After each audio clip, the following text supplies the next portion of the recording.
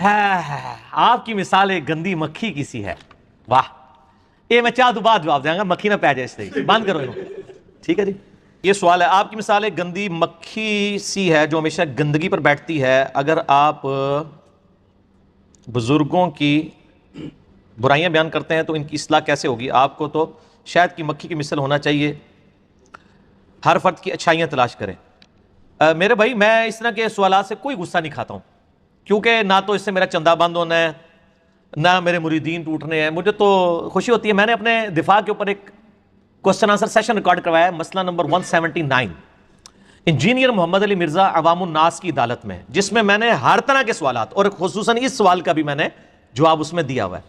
اور میں نے اس میں یہ دعویٰ کیا تھا کہ میری شخصیت اور جو دعوت میں پیش کر رہا ہوں اس کے اوپر قیامت تک بھی کوئی سوچ کے سوال کرے گا نا, وہ ان 20 سوالوں کے اندر ہوں گے. ابھی تک اس کے بعد سینکڑوں ای میلز آئی ہیں, کوئی ایسا سوال نہیں آیا جو میں نے مسئلہ 179 میں ایڈریس نہ کر دیا ہو بہتر فارم میں. آپ اس کو دیکھ لیں. باقی چونکہ آپ یہ لکھ کے دیا تو اس میں آپ کی دل جوئی کے لیے بات کر دیتا ہوں. پہلی بات یہ ہے کہ یہ میں تو ہو گیا گندی مکھی کہ گند پہ بیٹھتی ہوں. میرا سوال یہ کہ گند پھیلایا کس نے جس پہ میں بیٹھتا ہوں؟ جا کے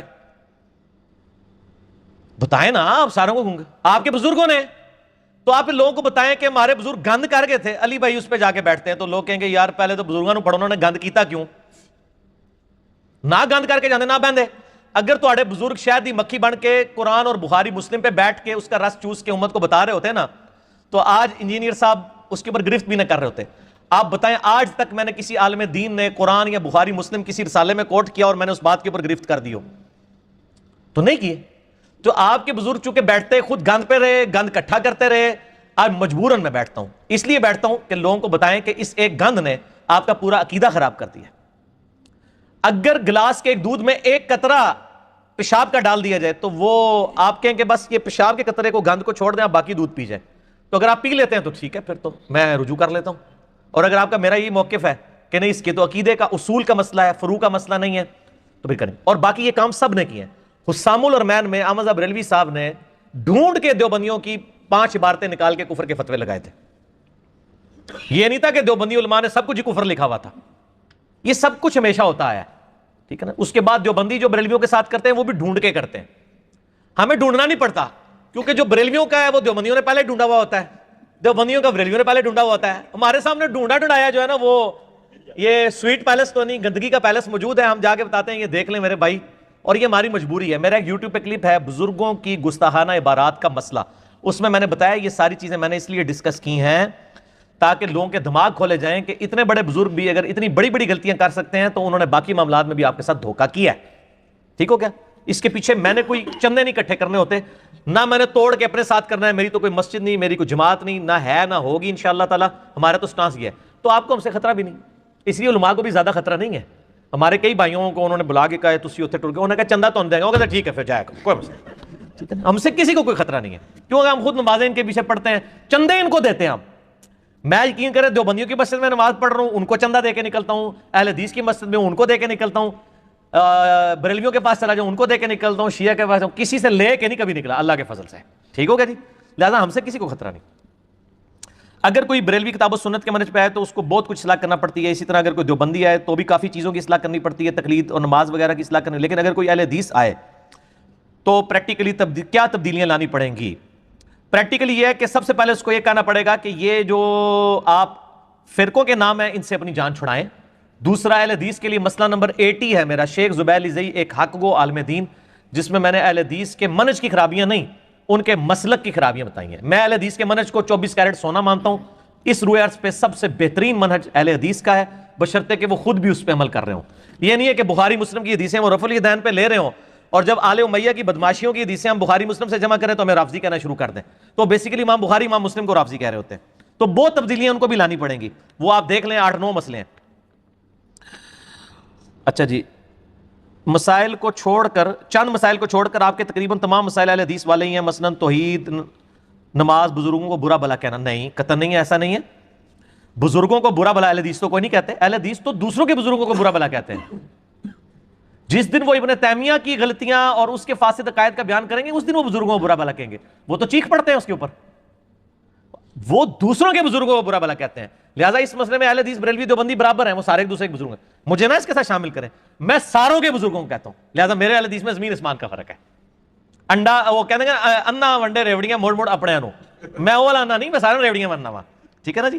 کئی مسائل ہیں. مسئلہ 80 دیکھ لیں, شیخ زبیلی سے ایک حق گوال میں دی. آپ کے اہل حدیث ہونے کا ایک اور ثبوت ہے کہ آپ سچ پیپر میں بزرگوں کی اندھی تقلید میں آپ نے کسی اہل حدیث بزرگ کی گرفت نہیں کی. مجھے کسی اہل حدیث بزرگ کی کسی بھی کتاب سے نبی علیہ السلام کی شان میں گستاخی نہیں ملی.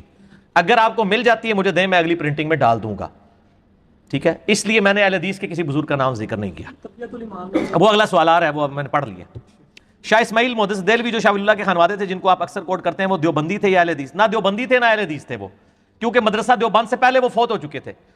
1249 ہجری میں اسماعیل دہلوی فوت ہوئے ہیں, اور مدرسہ دیوبند جو ہے نا وہ بنا ہے 1867 عیسوی کے اندر. لہٰذا ہم ان کو دیوبندی بزرگ لکھتے ہیں, دیوبند نہیں لکھتے, اس لیے کہ دیوبند ان کو اس اعتبار سے اون کرتے تھے. ویسے تو بعض اہل حدیث بھی کرتے ہیں, جب تک ہمارے یہ لیکچرز نہیں آئے تھے. اب تو اہل حدیث پیچھے آ گئے, کیونکہ ان کی کتاب تقویۃ الایمان باقاعدہ سعودیہ سے پبلش ہوتی ہے اور وہاں حاجیوں کو دیتی ہے. یہ بالکل جناب گستاخانہ کتاب ہے تقویۃ الایمان. چند چیزیں اس میں ٹھیک بھی ہے. اس کی بجائے محمد بن عبد الوہاب صاحب کی جو کتاب ہے نا جی, کتاب التوحید, وہ کتاب دینی چاہیے اردو ترجمے کے ساتھ. بڑی زبردست کتاب ہے. تقویۃ الایمان کو تو جو طالب الرحمان شاہ صاحب کا مناظرہ ہوا ہے حنیف قریشی صاحب کے ساتھ, انہوں نے کلیئر کٹ کہا ہے کہ جی اسماعیل دہلوی سے ہمارا اعلان برات ہے, وہ دیوبندی ہے, ہم اسے آن نہیں کرتے. رفع الجدین ضرور کرتا تھا وہ, لیکن ہم اسے اپنے بزرگ کے طور پہ آن نہیں کرتے, چونکہ اہل حدیث نے اعلان برات کر دیا. اسماعیل دہلوی کی باتیں اندھا دھند پیروی کے انجام میں ہیں, لیکن وہاں ہم نے اس کو دیوبندی بزرگ لکھا ہے. اہل حدیث بزرگ اس لیے نہیں لکھا کیونکہ اہل حدیث نے ان کو آن کرنا چھوڑ دیا. ابھی بھی اگر سعودیہ والے کر رہے ہیں, سعودیہ والے تو بہت کچھ کر رہے ہیں نا, سعودیہ والوں کی ذمہ داری اہل حدیثوں پہ نہ ڈالیں نا آپ. سعودیہ والے تو 20 تراویح نہیں ختم کروا سکے حرمین کے اندر سے, باقی جگہ ساری 11 کروا رہے ہیں. مین سوال وہ یہ ہے کہ رحمہ اللہ کا کرائٹیریا کیا ہے آپ کے نزدیک؟ اور دوسری بات یہ کہ دو ایسے لوگ ہیں جن کا رحمہ اللہ آپ پہلے کہتے تھے اور اب ختم ہو گیا. ایک شیعہ بھائی کے ساتھ جو آپ کی کال ہوئی تھی اس میں آپ نے ابن عبد الوہاب صاحب کو کہا تھا, اور علامہ ابن تیمیہ کو اب آپ نے کہنا چھوڑ دیا ہے. تو یہ ان دونوں کی کوئی ذرا وضاحت دیکھیں نا کتنے ذاتی نوعیت کے اٹیک ہے میرے اوپر. محمد بن عبد الوہاب صاحب کو میں ڈنکے کی چوٹ پہ رحمہ اللہ کہتا ہوں. حسینی منہج کے تھے, اور انہی کے تو سب سے زیادہ پیچھے پڑے ہوئے شیعہ نہیں, ان کے پیچھے نہیں پڑے ہوئے, ان کے نام کے اوپر جو جھوٹ بچایا ہوا ہے اس کے پیچھے پڑے ہوئے. ہر طرف ان کے اوپر ایک تہمت لگائی جاتی ہے. آپ نے اکثر سنی ہوگی بریلویوں کی طرف سے, وہ کہتے تھے کہ میں جو ہے روزہ رسول ختم کر دوں گا. کہیں نہیں انہوں نے لکھا. یار کہاں لکھا ہے انہوں نے؟ تقویۃ الایمان اصل میں گستاخانہ کتاب ہے, وہ محمد بن الوہاب کے کھاتے میں پڑ گئی, اور پنجاب میں یہاں پہ مشہور ہے, بلکہ پورے سب کانٹیننٹ میں, کہ تقویۃ الایمان یہ ٹرانسلیشن ہے محمد بن الوہاب صاحب کی کتاب التوحید کی. حالانکہ ہے یہ 19 سال کا بچہ بھی ہنس رہا ہے اس بات کے اوپر. وہ تقویۃ الایمان نے محمد بن الوہاب کو بدنام کروایا. محمد بن الوہاب صاحب کو ہم ڈنگے کے چور پہ رحمہ اللہ تعالیٰ کہتے ہیں, اور رحمہ اللہ کا کرائٹیریا میرے نزدیک یہ ہے کہ جو باقی سب کے نزدیک ہے. کیا دیوبندی احمد بریلوی کو رحمہ اللہ کہتے ہیں؟ نہیں. تو اگر ہم ان کے سامنے ہو سر, اگر ان کے سامنے ہم رحمہ اللہ کہہ دیں گے دیوبندیوں کے سامنے تو ان کو برا لگے گا. اسی طریقے سے ہم بریلویوں کے سامنے تھانوی کو رحمہ اللہ کہہ دیں گے تو ان کو برا لگے گا. تو سر ہم دونوں کا دل رکھ رہے ہیں, ہم دونوں کو نہیں کہہ رہے. تو ہم اپنے بھائیوں کے دل رکھنے کے لیے ان کو رحمہ اللہ نہیں کہتے, کیونکہ ان کو برا لگتا ہے.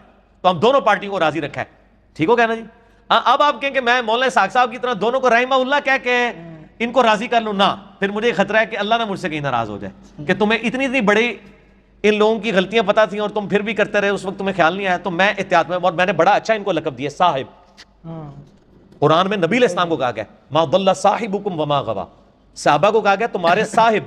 تو صاحب تو ایک اچھا ورڈ ہے نا, تو میں یہ دے رہا ہوں. میرے سارے پمفلٹ میں لکھا ہوتا ہے احمد صاحب بریلوی صاحب, میں تو اعلیٰ حضرت بھی کہہ دیتا ہوں, کوئی فرق نہیں پڑتا ہمیں. حضرت شیخ عبدالقادر جیلانی غلط العام میں غوث الاعظم کسی امام کے مقلد تھے. انہیں طالبین میں جو نماز کا طریقہ انہوں نے لکھا ہے اس پر بریلوی کہتے ہیں, بریلوی حضرات کیوں نہیں چلتے؟ یہ تو بریلویوں سے پوچھیں کہ آپ شیخ عبدالقادر جیلانی کے نام کے اوپر ہر مہینے 11ویں کرواتے ہیں, تو جو انہوں نے نماز کا طریقہ لکھا ہے, ٹھیک ہے جی. ایون شیخ عبدالقادر جیلانی نے غنیۃ الطالبین میں لکھا ہے کہ اہل حدیث ہی اہل سنت ہے. اور آپ کو پتا ہے کہ شیخ عبدالقادر جیلانی نے غنیۃ الطالبین میں حنفیوں کو لکھا ہے یہ گمراہ فرقہ ہے. ہاں, غنیۃ الطالبین میں وہ جب بریلویوں ترجمہ چھاپا تو وہ کہتے نہیں اے اہل حنفی اور سن اسی ہو رہا, چلو وہ والے کتنے نے ہوں, ٹھیک ہے نا جی. تو ہاں اچھا نہیں, حنفی جن حنفیوں پہ انہوں نے کہا نا کہ شیخ عبدالقادر جیلانی نے جن حنفیوں کو گمراہ کہا تھا وہ اور تھے, ہم اور ہیں. ہم کہتے ہیں اس کو چھوڑ دیں, کتاب و سنت کی دلائل میں چاہے وہ تھے چاہے یہ تھے, دونوں کی عقائد قرآن و سنت کے خلاف ہے. شیخ عبد القادر جیلانی کو کہتے ہیں حملی، تو یہ پوری غنیت الطالبین میں کہیں انہوں نے لکھا ہے کہ میں حملی ہوں؟ آپ تو عقیدوں کی کتاب لکھتے ہیں نا المہند، تو اس کے سٹارٹ میں لکھتے ہیں کہ ہم فروع میں مقلد ہیں امام حنیفہ کے، اور ہم اصول میں مقلد ہیں ابو الحسن اشعری اور ابو المنصور ماتوریدی کے۔ آپ تو کتاب کے پہلے صفحے پہ لکھتے ہیں ہم کس امام کے ماننے والے ہیں۔ غنیت الطالبین ایڈی موٹی کتاب ہے، منو دسوں نے کتنے لکھا ہے کہ میں عملی ہوں، اور یہ ان کے بعد ٹوٹکے ہوتے ہیں۔ یہ سعودیہ والوں کو بھی جب لوگ رفع دان کرتے ہیں، او سعودیہ والے عملی نے، سعودیہ والے جو قرآن مفت بانٹ رہے ہیں نا، جن پہ علماء عرب نے سائن کیے ہوئے ہیں، اس قرآن کے اندر سورۃ النساء کی آیت نمبر 59 کے کانٹیکسٹ میں یہ لکھا ہوا ہے کہ اماموں کی اندھی تقلید نے امت میں گمراہی کا دروازہ کھولا ہے۔ علماء عرب نے جو مفت قرآن چھاپ رہے ہیں اس میں سورہ نساء آیت نمبر 59 میں انہوں نے تقلید کو گمراہی لکھا ہے، تو وہ عملی ہے۔ تو یہ ٹوٹکے ہوتے ہیں ان کے پاس، ایک نا چھڑولا ہوندیاں نے، لیکن انہوں نے یہ چھوڑ سکتے۔ اہل حدیث اور اہل سنت میں کیا فرق ہے؟ یہ تو اہل حدیث سے جا کے پوچھیں۔ ہمارے نزدیک تو اہل حدیث بھی اہل سنت ہیں، بریلوی بھی اہل سنت ہیں، دیوبندی بھی اہل سنت ہیں، اپنے منہج کے اعتبار سے اہل سنت ہیں، باقی ان میں خرابیاں آگی ہوئی ہیں۔ یہ علیحدہ بات ہے کہ اہل حدیث اپنے ساتھ اہل سنت لکھتے نہیں ہیں، تو اس لیے لوگ ان کو وہابی کہتے ہیں اور اپنے آپ کو سنی کہتے ہیں۔ جب وہابی کہتے ہیں ان کو غصہ آتا ہے، تو غصہ نہیں آنا چاہیے جب آپ کو توفیق ہی نہیں ہوئی کہ آپ اپنی مسجد میں اہل حدیث کے بعد بریکٹ میں اہل سنت لکھ لیں۔ تو جو لوگ اپنی مسجد میں اہل سنت بریکٹ میں حنفی بریلوی لکھ رہے ہیں، تو پھر ان کو حق بھی ہے کہ وہ اپنے آپ کو اہل سنت کلیم کریں۔ آپ کو تو اہل سنت لفظ سے ہی چڑ تھی، وہ تو اب ہم نے بتایا کہ صحیح مسلم میں اہل سنت کا لفظ ہے، اور آپ کو اتنی چڑ ہوئی کہ آپ نے ان کو کہتے ہیں سنیت دی گل ہے تے اسی اہل حدیث ہے کہنے ہیں، تو پھر آپ کے ساتھ یہی کچھ ہونا تھا۔ آپ نے اپنے پاؤں پہ خود کلاڑی ماری ہے۔ ہم سے نہ اس چیز کا گلہ کریں، فوراً سے پہلے اپنی مسجد سے آپ اہل حدیث کا نام کاٹ دیں، یا لکھنا ہے تو اہل حدیث بریکٹ میں اہل سنت لکھیں، وہ بھی اپنے لیے۔ میں تو اس چیز کے حق میں نہیں ہوں، میں تو اس چیز کو بدعت سمجھتا ہوں۔ شیخ زبیر علی زئی صاحب سے میری 1 to 1 خود بات ہوئی تھی، انہوں نے کہا میرے نزدیک بھی مسجد کے باہر بریلوی دیوبندی اہل حدیث لکھنا بدعت ہے۔ تو میں نے کہا تو آپ نے کیوں لکھا ہوا؟ کہتے ہیں میں نے کوئی نہیں لکھا ہوا، میرا خیال تھا انہوں نے بھی لکھا ہوگا۔ پھر میں لفظ ہے واقعی کوئی نہیں ملا، ٹھیک ہو گیا۔ لیکن وہ شیخ زبیر علی زئی صاحب بھی وہ اہل حدیث تھے، باقیوں کے میں بات نہیں کرتا، ٹھیک ہو گیا۔ اگلا سوال ہے کیا ہندو، سکھ، یہودی، عیسائی بھی امت محمدیہ میں داخل ہیں صلی اللہ علیہ وآلہ وسلم؟ بالکل داخل ہیں جی، کیوں نہیں داخل ہیں؟ نبی علیہ السلام کے زمانے میں جو بت پرست تھے وہ آپ کی امت میں داخل تھے، تبھی تو آپ نے ان کو دعوت دی ہے۔ امت کی 2 قسمیں ہیں، ایک ہے امت اجابت، وہ امت جو نبی کی دعوت کو قبول کر لیتی ہے، جیسے ہم مسلمان ہیں کہ ہم نے نبی علیہ السلام کی دعوت قبول کر لی، لیکن یہ بھی اسی اکیڈمی کے اندر باہر کوئی نہیں مانتا آپ کو مسلمان، کیونکہ اگر آپ دیوبندی ہیں تو بریلویوں نے آپ کو مسلمان نہیں ماننا، اور اگر آپ بریلوی ہیں تو دیوبندیوں نے نہیں ماننا، اگر آپ اہل حدیث ہیں تو انہوں نے آپ کو نہیں ماننا، دونوں نے، اور اگر آپ شیعہ ہیں تو آپ کو نہیں ماننا۔ یہ میں اس اکیڈمی میں کہہ رہا ہوں 1.5 ارب مسلمان، ویسے آپ گننے نکلیں گے تو 1.5 بھی نہیں لبنا دونوں، کیونکہ وہ تو سارے ایک دوسرے کو کافر کہہ رہے ہوتے ہیں نا۔ تو ایک جو گوروں کی مردم شماری میں مسلمان ہے، مسلمانوں کی مردم شماری میں تو بریلوی دیوبندیوں کو ماننے کے لیے تیار نہیں، دیوبندی بریلویوں کو مان، جب ایک دوسرے کو گستاخ رسول مشرک کہتے ہیں، اسلام سے نکال رہے ہوتے ہیں نا۔ تو میں گوروں کی مردم شماری میں جو 1.5 ارب مسلمان ہیں، یہ ہے امت اجابت جنہوں نے نبی الاسلام کی دعوت قبول کر لی، اور دوسرے ہیں امت دعوت جن کو ابھی آپ نے دعوت دینی ہے، وہ یہود و نصارہ اور سکھ عیسائی جتنے کافر ہیں، یہ بھی امت کے اندر شامل ہیں، آپ ان کو امت کہیں گے، لیکن یہ امت کی 2 قسمیں ہیں۔